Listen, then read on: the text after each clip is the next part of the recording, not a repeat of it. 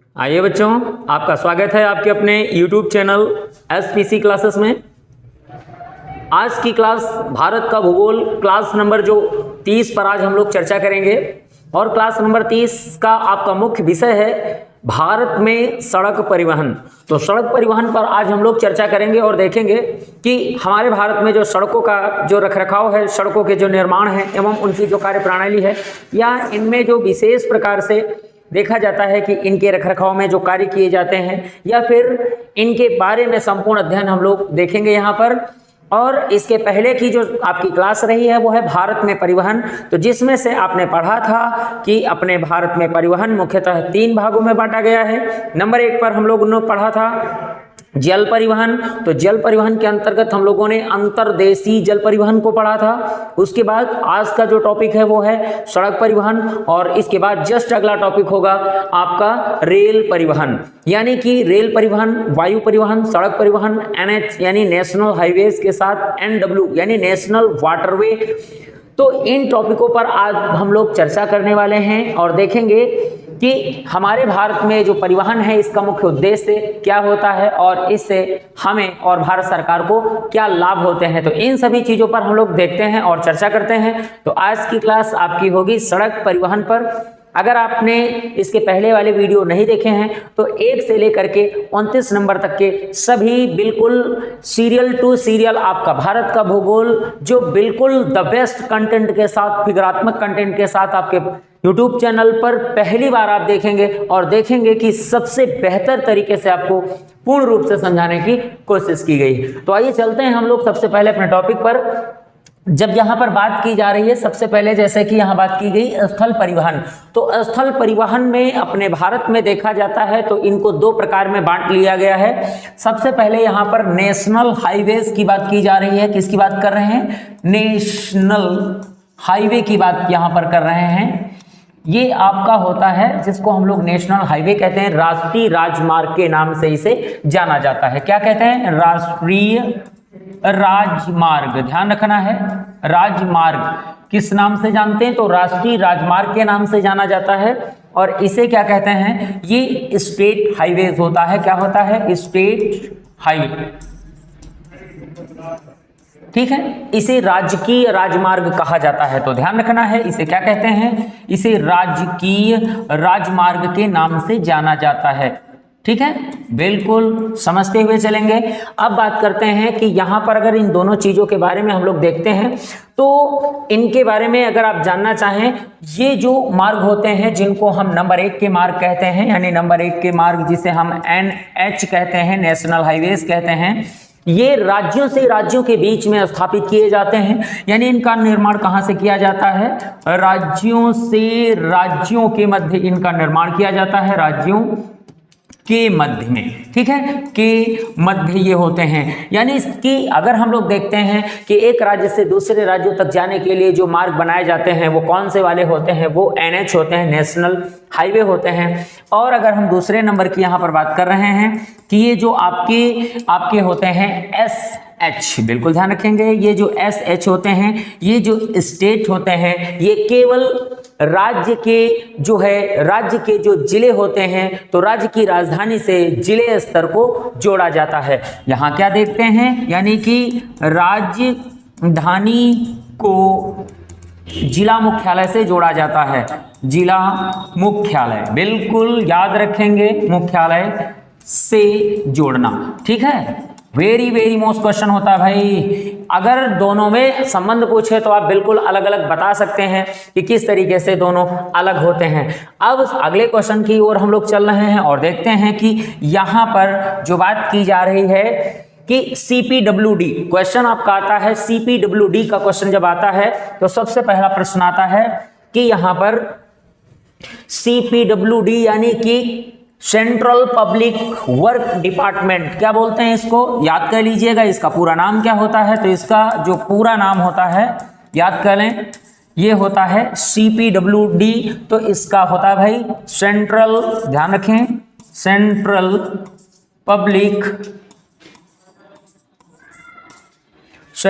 Public work department, बिल्कुल भूलना नहीं है, डिपार्टमेंट।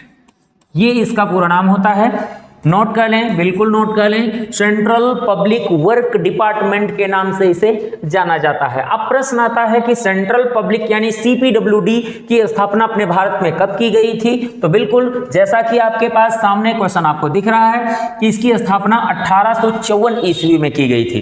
कब की गई थी? बिल्कुल याद रखेंगे, 1854 में इसकी स्थापना की गई थी। और इसके संस्थापक के रूप में कौन था?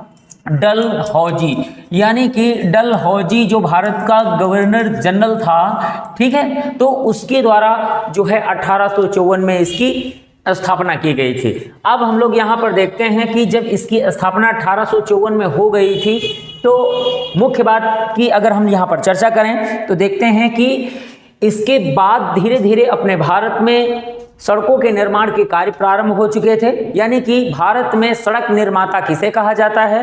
तो बिल्कुल क्वेश्चन आपका जवाब करेंगे, डलहौजी को कहते हैं। यानी कि अपने भारत का गवर्नर जनरल डलहौजी जो था वो भारत में सड़क निर्माता भी कहा जाता है और रेल निर्माता भी कहा जाता है और डाक तार विभाग का निर्माता भी कहा जाता है। इसलिए जितने बड़े आपके भारत में, हमारे भारत में जो बड़े संस्थान थे, बड़ी कंपनियां थी या बड़े उद्योग थे, उनका संस्थापक किसे कहते हैं? तो उनका संस्थापक जो है हम लोग डलहौजी को कहते हैं। यही रीजन से, इसी कारण डलहौजी को विकास पुरुष के नाम से जाना जाता है। तो क्वेश्चन आपको जवाब करना है कि भारत का विकास पुरुष किस गवर्नर जनरल को कहते हैं? तो भारत का विकास पुरुष जो है लॉर्ड डलहौजी को कहा जाता है। चलते हैं, डाक तार का भी ये संस्थापक है और डाक विभाग का भी ये संस्थापक है। तो दोनों बातों को बिल्कुल ध्यान रखें। अब हम लोग चलते हैं, अब बात यहां पर आ रही है कि BRO यानी कि अपने भारत में जैसे देखा गया कि भारत की जो अंतर्राष्ट्रीय सीमाएं हैं जो कि अन्य देशों के साथ स्पर्श होती हैं,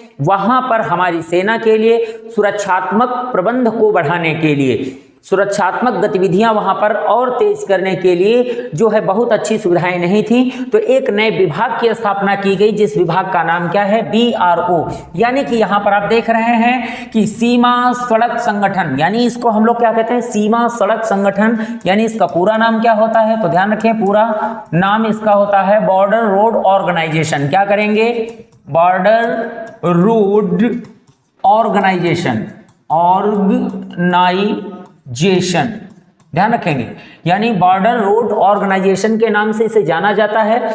और इसका मुख्य कार्य क्या होता है कि भारत की सीमावर्ती सड़क, पुल या पुलिया जो होती हैं उनकी स्थापना करने का कार्य होता है। यानी इसका अगर आपसे कार्य पूछे, इसका कार्य क्या होता है, तो इसको अंतरराष्ट्रीय सीमा भी कह सकते हैं, मगर किसकी? तो यहां पर जरूर ध्यान रखेंगे, भारतीय अंतरराष्ट्रीय सीमा पर सड़क, पुल या जो भी उनसे संबंधित, सड़क निर्माण से संबंधित जो भी कार्य होते हैं, नई सड़क निर्माण करने के लिए जो भी पहाड़ियां आती हैं, जो भी घाटियां आती हैं, उनको समतल करके, उनको बराबर करके सामने जाने का मार्ग प्रशस्त करने का कार्य जो है हमारे BRO का होता है। और यह हमारी एक सैनिक, अगर बात करें तो यह सैनिक संगठन होता है जो कि हमारी सेना द्वारा ये सारे कार्य किए जाते हैं। अब प्रश्न यहां पर आता है, जैसे इसी के बाद हम लोग बात कर रहे हैं कि यहां पर NHAI की अगर बात कर रहे हैं तो यहां पर ध्यान रखेंगे, यहां पर ये जो राष्ट्रीय राजमार्ग प्राधिकरण है, तो हम इसकी बात करेंगे, राष्ट्रीय राजमार्ग प्राधिकरण की। तो इसमें मुख्य एक पॉइंट आपको देखने को मिलता है कि इसका पहले तो स्थापना कब हुई थी, और इसके बारे में आप देखेंगे कि स्थापना जो हुई थी वो 2 स्थितियों के साथ हम आपको बताएंगे, जो कि पूरी बात आपको समझ में आ जाए। इसीलिए इसके पुट पॉइंट को हमने पहले डाल दिया था। अब आप यहां पर देखेंगे कि ये जो राष्ट्रीय राजमार्ग प्राधिकरण है, ये संसद के अधिनियम यानी संसदीय अधिनियम 1988 के अधीन इसकी स्थापना की गई थी। तो क्वेश्चन यहां पर अगर लिखना चाहते हैं तो इसको कैसे लिखेंगे? यानी कि स्थापना, इसको ऐसे भी लिख सकते हैं कि स्थापना संसद द्वारा, ठीक है, किसके द्वारा करी गई? संसद द्वारा अधिनियम 1988, ठीक है, 88 के तहत ये बात जरूर ध्यान रखेंगे, किसके तहत की गई? 1988 के तहत की गई। मगर इस विभाग का जो कार्य हुआ है वो कब स्थापना हुई है? तो ये 1995 में इसकी स्थापना की गई, यानी संसद के आधार पर इसकी स्थापना। संसद ने तो मंजूरी दे दी, मगर इसके बाद इसने अपना जो काम करना शुरू किया है वो कब से शुरू किया है? 95 से इसने अपना काम शुरू किया है। अब प्रश्न आता है कि इसी का पूरा नाम क्या है? इसका जो है पूरा नाम, अगर इसका पूरा नाम आप ध्यान रखते हैं, very very most, national highway, क्या करेंगे? बिल्कुल वैसे करेंगे, national highway authority of India. क्या करना है? कुछ नहीं करना है, केवल आपको अथॉरिटी याद करनी है। यहां पर नेशनल हाईवे, क्या करें? नेशनल हाईवे, हाईवे, और क्या करना है? अथॉरिटी ऑफ इंडिया कर देना है, अथॉरिटी ऑफ इंडिया। ठीक है, वेरी वेरी मोस्ट क्वेश्चन भाई, इंडिया, अथॉरिटी ऑफ इंडिया, ये हो गया इसका पूरा नाम। अब प्रश्न आपका ये आता है कि ये जो पूरा नाम है तो इसका काम यहां पर क्या होता है? बहुत सही सुंदर प्रश्न है, यहां पर बहुत ही महत्वपूर्ण प्रश्न है। जब भी कभी आपसे प्रश्न पूछा जाए कि यहां पर NHAI का काम क्या होता है भाई, तो NHAI का जो काम होता है, वेरी वेरी मोस्ट पॉइंट है, इसका काम होता है जो नेशनल हाईवे होते हैं, राष्ट्रीय राजमार्ग जो होते हैं, जिनको हम लोग क्या कहते हैं? राष्ट्रीय राजमार्ग या राष्ट्रीय राजमार्गों का सुरक्षा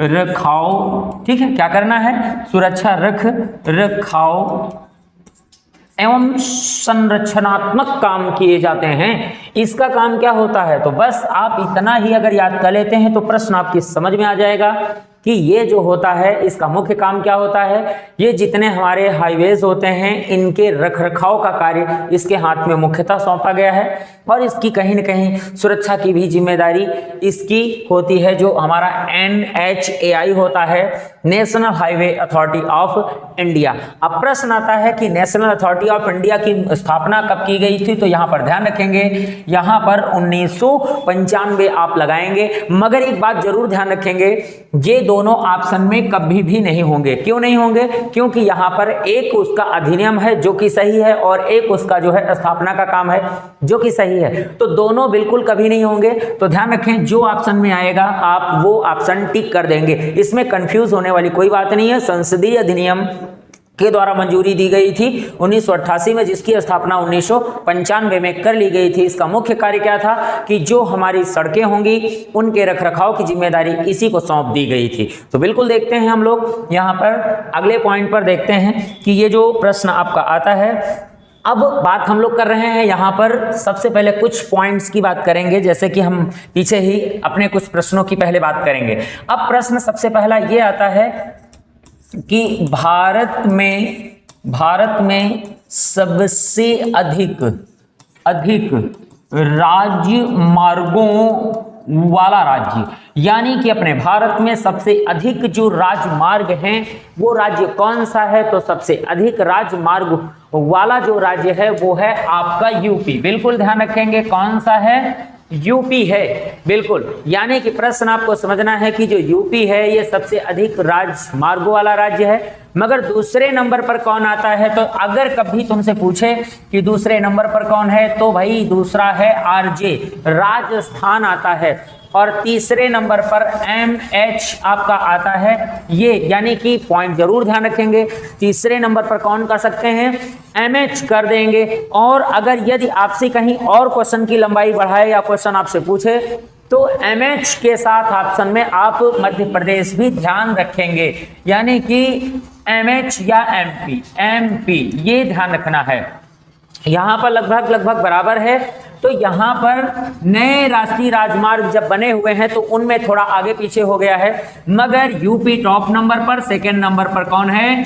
बिल्कुल ध्यान रखें, सेकेंड नंबर पर आपका आ जाता है आपका भाई राजस्थान। तो आप फर्स्ट और सेकेंड को ही केवल ध्यान रखें, बाकी को इसमें बिल्कुल ध्यान ना रखें, यानी कि जिसमें कंफ्यूजन बिल्कुल नहीं होना चाहिए। तो अब हम लोग देखते हैं कि दूसरे प्रश्न पर हम बात करते हैं। दूसरे प्रश्न में पूरा नहीं चलेगा, दूसरे प्रश्न की जब हम बात करते हैं, यहाँ पर प्रश्न जो बोला गया है कि ये अपने भारत का पूर्ण रूप से सबसे अधिक राष्ट्रीय राजमार्गों वाला राज्य बना। मगर यही क्वेश्चन जब देखते हैं कि पूर्वी भारत में, कहाँ पर, पूर्वी भारत में सर्वाधिक मार्ग वाला, तो इसमें कौन कर लेंगे? इसका आंसर आप इधर कर लीजिएगा भाई, इसका आंसर करेंगे असम कर लीजिए। Very very most question. अब प्रश्न आपका आ जाता है इसी तरीके से कि अपने भारत के हम लोग देखते हैं कि छोटे छोटे पॉइंट होते हैं जहां पर कहा जाता है कि भारत का सबसे लंबा तटीय यानी पश्चिम तटीय राजमार्ग। क्वेश्चन क्या होता है? क्वेश्चन होता है कि भारत का सबसे लंबा पश्चिम तटीय, ठीक है, पश्चिम तटीय राजमार्ग। तो यहां पर पश्चिम तटीय राजमार्ग की जब हम बात करेंगे तो NH कौन सा करेंगे? NH 66 करेंगे। ध्यान रखना है कौन सा करेंगे? NH 66, जो कि आपके कहां, महाराष्ट्र से लेकर के दक्षिण तक आपका फैला हुआ है। ये पूर्ण रूप से सबसे लंबा, अगर यही क्वेश्चन आपसे पूछा जाए कि भारत का सबसे लंबा पूर्व तटीय कौन सा है, इसी क्वेश्चन का बिल्कुल उल्टा कर दो, भारत का सबसे लंबा। अब इस जगह पर क्या कर दें? पूर्व तटीय राजमार्ग, इसमें क्या कर देंगे? बिल्कुल NH 16 कर देंगे। बहुत ही आसान क्वेश्चन, बहुत ही, यानी कि भारत का सबसे लंबा पश्चिम तटीय, यानी कि जो कि हमारे भारत के गुजरात, महाराष्ट्र, गोवा, कर्नाटक और केरल 5 राज्यों से संबंध रखता है। और अगर पूर्व की बात करेंगे तो हमारे 4 राज्य आते हैं, पश्चिम बंगाल, उड़ीसा, आंध्र प्रदेश और तमिलनाडु राज्य आपका आता है। तो यहां पर भी आपको ध्यान रखना है कि ये हमारे जो पूर्व तटीय और पश्चिम तटीय राज्य हैं उनमें सबसे लंबा कौन है? तो NH 16 है और इधर NH 66 है। अब इसी के अधीन अगर हम अगले प्रश्न की बात करते हैं कि अपने भारत में सबसे लंबा अगर हम पुल की बात करते हैं, है ना, सबसे लंबा सड़क पुल। क्वेश्चन होता है भारत का सबसे लंबा, अब सड़क पुल की बात करेंगे। क्वेश्चन बिल्कुल इसी भाषा में आपको मिलेगा कि भारत का सबसे लंबा जो सड़क पुल है वो कौन सा है, ठीक है, सबसे लंबा सड़क पुल करना है आपको। अब प्रश्न यहीं से आपको बिल्कुल ध्यान रखना है, सबसे लंबा सड़क पुल कौन है? तो ये आपका असम में है। कहां पर है? ध्यान रखेंगे, असम में है। अब प्रश्न आता है किस नदी पर है? तो यहां सादिया ढोला पुल के नाम से जाना जाता है। तो असम में पुल का नाम नोट कर लें पहले, सादिया ढोला पुल कहा जाता है इसको, ठीक है, सादिया ढोला पुल कहा जाता है। मगर भारत सरकार ने इसका नाम जो है बदलकर नया रख दिया है, इसका नाम बदलकर नया रख दिया है। पिछली RRB में क्वेश्चन को पूछा गया था, इसका जो नाम है वो क्या हो चुका है? इसका नाम बिल्कुल याद रखेंगे, हो चुका है भूपेन हजारिका पुल के नाम से जाना जाता है, जो कि किस नदी पर है? अगर आपसे पूछे असम में किस नदी पर है तो इसकी जो नदी है वो बिल्कुल याद रखें, लोहित नदी। इसकी नदी कौन सी है? ध्यान रखेंगे, लोहित नदी है। और ये लोहित नदी पर बना हुआ है। और लोहित नदी किसकी सहायक है? तो बिल्कुल सभी बच्चे लगभग जानते हैं, ब्रह्मपुत्र की सहायक, ठीक है, किसकी सहायक है? ब्रह्मपुत्र की सहायक नदी है ये जो लोहित नदी है। अब बात करते हैं कि अगर इसकी लंबाई में कभी भी कोई क्वेश्चन ये पूछा जाए कि इसकी लंबाई कितनी है, तो भूपेन हजारिका पुल की लंबाई 9.15 किलोमीटर है। अगर इसकी बात करी जाए, ये जो आपका पुल है यानी कि लंबाई की अगर बात करते हैं तो कितना है? 9.15 किलोमीटर, यानी कि सादिया ढोला पुल की लंबाई कितनी है? 9. ये भारत का सबसे लंबा सड़क पुल है। और दूसरा क्वेश्चन आगे जब हम लोग बढ़ते हैं तो यहां पर क्या मिलता है भाई आपको? अगला क्वेश्चन यहां से मिल जाता है, भारत की सबसे ऊंची सड़क। बिल्कुल सिंपल सा प्रश्न है, लेह मनाली राजमार्ग आपका आता है, ये सबसे ऊंची सड़क है। और दूसरा क्वेश्चन आता है सबसे लंबी सड़क सुरंग। क्वेश्चन फिर से रिपीट करेंगे, भारत की सबसे, इस बार हम करेंगे लंबी सड़क सुरंग, ठीक है, सुरंग। तो इसका आप जो नाम बताएंगे, क्या बताएंगे, सबसे लंबी जो सड़क सुरंग करेंगे वो करेंगे आप जो पूर्ण रूप से जम्मू कश्मीर में है, चेनानी नासरी सुरंग। पूरा नाम क्या करेंगे, चेनानी नासरी सुरंग कहा जाता है इसे, ठीक है। कहाँ स्थित है, जम्मू कश्मीर में ये स्थित है। अब प्रश्न आपका आता है कि इसकी लंबाई कभी पूछ सकते हैं, तो 11.2 किलोमीटर आपको इसका जवाब कर देना है। यानी कि इसकी लंबाई पे अगर क्वेश्चन पूछा जाता है तो 11.2 किलोमीटर की ये सड़क सुरंग है। और ये सड़क क्या है, सबसे ऊंची सड़क है, ठीक है। तो इसी तरीके से ये क्या है, सबसे जो है सड़क क्या है, पुल है। अब हम लोग बात करते हैं, जल्दी से बात करते हैं। क्वेश्चन यहां पर आता है, सड़क परिवहन व राजमार्ग मंत्रालय के अनुसार, यानी कि यहां पर प्रश्न आपका बनता है कि सड़क परिवहन व राजमार्ग मंत्रालय के अनुसार क्वेश्चन है कि भारत का सबसे लंबा एनएच यानी नेशनल हाईवे कौन है। तो आप लोग बिल्कुल कंफ्यूज हो जाएंगे, क्योंकि अब मैं जानता हूं आप लोग इतनी गहराई से नहीं क्वेश्चनों को उठाते हो। तो ये जो हमारा सड़क परिवहन राजमार्ग मंत्रालय है, जिसकी रिपोर्ट 2021-22 के अनुसार भारत का सबसे लंबा जो नेशनल हाईवे है वो कौन है, वो है भैया 27 EW। और 27 EW कहां कितना लंबा है, 4112 किलोमीटर लंबा है। कितना लंबा है, 4112 किलोमीटर। और ये कहां से कहां तक है, तो ये पूर्व से पश्चिम में है, पूर्व से पश्चिम तक।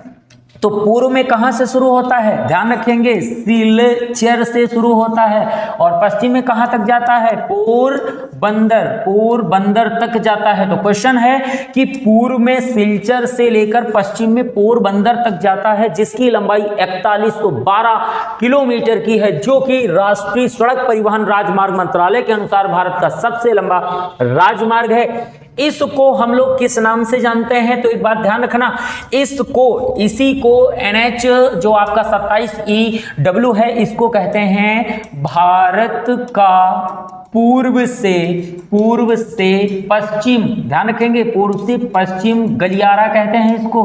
क्या कहा जाता है, पूर्व से पश्चिम गलियारा कहा जाता है।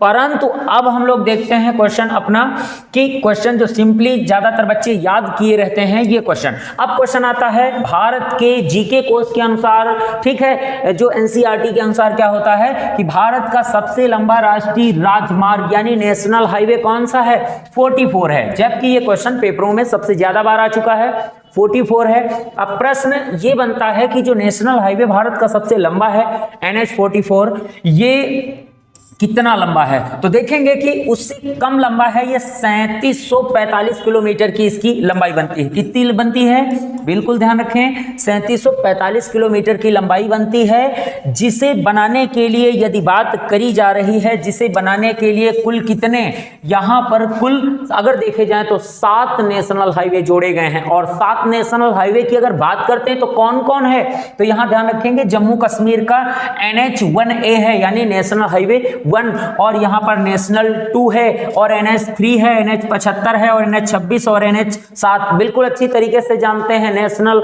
हाईवे जो 7 है वो आपका वाराणसी से कन्याकुमारी वाला ही इसमें जुड़ा हुआ है।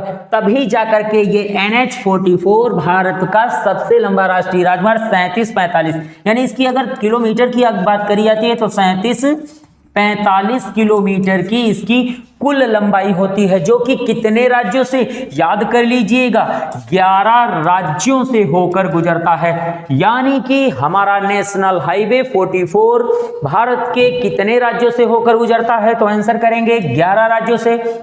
अगर आपसे पूछा जाता है कि NH 44 कितने नेशनल हाईवे को, कितने राजमार्गों को जोड़कर बनाया गया है, तो आंसर क्या करेंगे, बिल्कुल एक बार देख लीजिएगा, 7 नेशनल हाईवे जोड़कर बनाया गया है। इसी के हिसाब से हम अगले क्वेश्चनों को अगर देखते हैं, जैसे कि अभी बात की जा रही है, यहां पर पूर्व से पश्चिम, यहां पर आपका आता है असम। क्या आता है भाई, असम का है सिलचर, जिसे हम लोग कहते हैं। तो यहां असम के सिलचर से लेकर के यहां आता है पोरबंदर। इस जगह पर क्या है भाई, पोरबंदर इसे बोलते हैं, ठीक है, पोरबंदर। ये कहां पर है, जी गुजरात का स्थान है पोरबंदर, इसे हम लोग कहते हैं पूर्व से पश्चिम का गलियारा कहते हैं। और यहाँ पर आपका क्या आता है, श्रीनगर, क्या बोलेंगे, श्रीनगर करेंगे, ठीक है। और श्रीनगर से होते हुए ये जो यहाँ तक जाता है, ये स्थान कौन सा है, तो ध्यान रखना है, ये है कन्याकुमारी, इसे कहते हैं कन्याकुमारी, इसे कहा जाता है भाई। तो कन्याकुमारी ये हो जाता है उत्तर से दक्षिण का गलियारा और ये हो जाता है पूर्व से पश्चिम का गलियारा। परंतु एक पॉइंट आता है, एक प्रश्न बनता है कि ये दोनों गलियारे कहाँ पर काटते हैं, तो ये जो दोनों गलियारे काटते हैं वो झांसी में काटते हैं। वेरी वेरी मोस्ट पॉइंट आपका होता है, यानी कि वो यूपी राज्य के झांसी में आपस में ये काट देते हैं। अब हम लोग एक क्वेश्चन की बात करते हैं कि जैसे जिस तरीके से क्वेश्चन आया कि अपने भारत में ये जो स्वर्णिम चतुर्भुज योजना रही है, ये कब प्रारंभ की गई थी, तो स्वर्णिम चतुर्भुज योजना का जो वर्ष रहा है 2001 रहा है। यानी क्वेश्चन आपका आता है 2001 में स्वर्णिम, जिसे क्या कहते हैं, स्वर्णिम चतुर्भुज योजना इसे कहते हैं। अब प्रश्न आती है कि स्वर्णिम चतुर्भुज योजना कब प्रारंभ की गई थी, तो आपका जवाब होना चाहिए 2001 में। दूसरा क्वेश्चन है कि स्वर्णिम चतुर्भुज योजना किसने प्रारंभ की थी, तो ध्यान रखेंगे पीएम, तत्कालिक जो पीएम रहे अटल बिहारी वाजपेयी जी द्वारा इसको शुरू किया गया था। तो अटल बिहारी वाजपेयी द्वारा इसको शुरू किया गया था। अब प्रश्न आता है कि स्वर्णिम चतुर्भुज योजना जो आपकी ये है, तो ये योजना जो है इसका मुख्य उद्देश्य क्या है, तो इसका मुख्य उद्देश्य यहीं पर आप देखें, अपने इसी मानचित्र में देख लीजिएगा। जैसे कि आपने यहाँ गौर करा कि यहाँ पर देखेंगे पश्चिम बंगाल का कौन सा शहर है, कलकत्ता, और यहाँ पर कौन सा है, दिल्ली, और इस जगह पर कौन सा है महाराष्ट्र में, ये मुंबई है, और ये कौन सा है, चेन्नई है। तो अब प्रश्न यहाँ पर आता है कि इसे हम कोलकाता कहते हैं और इसे हम दिल्ली कहते हैं, ठीक है, और इसे हम क्या कहते हैं, मुंबई कहते हैं, और इसे चेन्नई। अब प्रश्न आपका ये बनता है कि इन चार महानगरों को आपस में जोड़ने की परियोजना का नाम है स्वर्णिम चतुर्भुज परियोजना। जैसे कि अभी आपने देखा कि भारत के 4 महानगरों को आपस में जोड़ने की परियोजना बनाई गई थी, जिसे स्वर्णिम चतुर्भुज परियोजना के नाम से भी जाना जाता है। और एक छोटा सा प्रश्न और याद रखेंगे कि जो स्वर्णिम चतुर्भुज आपकी योजना है, इसके बारे में एक पॉइंट ये बनता है कि इसकी कुल लंबाई कितनी है, तो इसकी कुल लंबाई 5846 किलोमीटर की बनती है। कितनी याद करेंगे, इसकी लंबाई की अगर बात आपसे की जाती, 5846 किलोमीटर लंबी परियोजना है, जिसे स्वर्णिम चतुर्भुज परियोजना के नाम से जाना जाता है। आज की क्लास यहीं तक, मिलते हैं अगली क्लास में। आपको बताते हैं भारत में रेल परिवहन, जितने हमारे आरआरबी के छात्र हैं, जितने हमारे अन्य परीक्षाओं के छात्र हैं, कंपटीशन के करने वाले जितने भी छात्र हैं, वो बिल्कुल चैनल पर बने रहें और अगली क्लास के लिए बिल्कुल आप तैयार रहें। तब तक के लिए जय हिंद।